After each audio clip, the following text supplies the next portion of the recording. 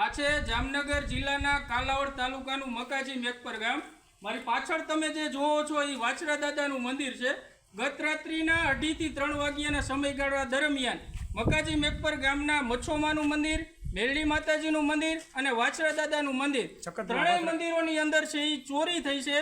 રાત્રે 2:30 વાગ્યે માતાજીના આભૂષણો, છતર અને રોકડ રકમ દાનપેટીમાંથી ચોરો લઈ અને નીકળી ગયેલા છે। 3 લોકો સીસીટીવી કેમેરાની અંદર પણ જોવા મળ્યા છે।